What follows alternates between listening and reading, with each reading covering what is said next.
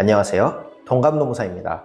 오늘의 주제는 저출산과 노동법입니다. 저는 현재 공인노무사로 활동하고 있을 뿐만 아니라 고용노동부 2030 자문단의 단원으로서 청년 정책 관련 재원 활동에도 열심히 노력하고 있습니다. 이에 고용노동 차원에서의 저출산 이슈뿐만 아니라 지난 2023년 8월 4일 보건복지부 주재 저출산 관련 청년 간담회에 참석하기도 했습니다. 그 와중에 마침 추석 연휴가 끝나자마자 저출산 관련 개정법이 발표되어서 오늘의 영상을 준비해보았습니다. 일자리를 포함한 노동이라는 분야는 임신, 출산 및 육아와 떼놓을 수가 없는 분야인 만큼 관련 법안 또한 다양합니다. 그 대표격인 남녀고용평등법에서는 차별과 성희롱 금지를 시작으로 배우자 출산휴가, 난임치료휴가 등 임신 출산 단계의 공적 복지, 육아휴직, 육아기 근로시간 단축, 직장 어린이집 등 육아 단계 조치, 가족 돌봄휴직 등 일가정 양립에 관한 조치를 규정하고 있습니다. 이뿐만이 아닙니다. 노동법의 대표격인 근로기준법에서는 출산 전후휴가나 생리휴가, 임신기 근로시간 단축제도 등 직접적인 모성보호 조치는 물론 임산부 등 여성의 연장, 야간 및 휴일 근로의 제한,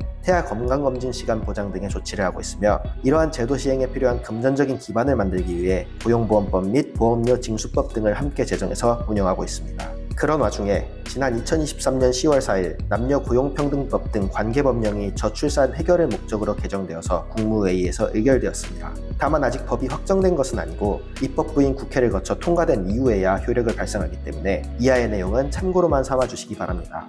이번 개정안에서는 근로시간 단축을 중심으로 일과 가정이라는 두 마리 토끼를 잡아 여성의 경력 단절을 최소화하기 위한 방안을 중심으로 변경되었습니다. 첫 번째는 육근단, 육아기 근로시간 단축제도입니다. 먼저 육근단의 대상이 기존 만 8세 이하 또는 초등학교 2학년 이하에서 만 12세 이하 또는 초등학교 6학년 이하로 확대되었습니다. 또한 기존에는 법정 육아휴직 기간인 1년 중에 실제로 사용하지 않은 기간만큼 추가 사용이 가능했지만 앞으로는 미사용 기간의 2배까지 가산해서 사용할 수 있게 됩니다. 가령 육아휴직을 6개월만 사용한 사람이 있다면 지금은 법정 육근단 1년에 육아휴직 미사용 기간 6개월에 더한 1년 6개월이지만 앞으로는 미사용 기간을 가산해서 총 2년간 근로시간 단축이 가능합니다. 배우자 출산 휴가 제도도 변경됩니다.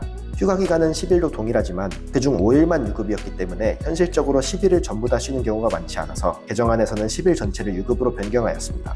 또 지금까지는 한 번만 분할이 가능했는데 앞으로는 최대 3번 분할이 가능해서 출산 후 90일 이내에 필요에 따라 잘라 쓸 수 있게 되었습니다. 임신기 근로시간 단축은 앞에 육근단 제도와 다르게 출산 전 임신 중인 임산부를 대상으로 하는 근로기준법상의 제도입니다. 산모의 유산 위험이 높은 초기 및 후기 임신 기간을 보호하는 제도인데요. 기존에는 12주차 전, 36주차 이후에 사용 가능했던 것을 32주차 이후까지 그 범위를 확대했습니다. 난임치료 휴가도 변경됩니다. 최근 간담회에서 이미 우리나라 신생아의 10% 이상이 난임치료를 통해 나온다는 통계를 들은 만큼 중요한 제도인데요. 휴가 기간이 3일에서 6일로 늘어나고 유급도 하루에서 이틀로 늘어나며 특히 기업의 부담을 줄이기 위해 우선 지원 대상 기업, 즉 중소기업은 이틀 유급에 대한 정부 보조금을 신설하는 것을 골자로 하고 있습니다.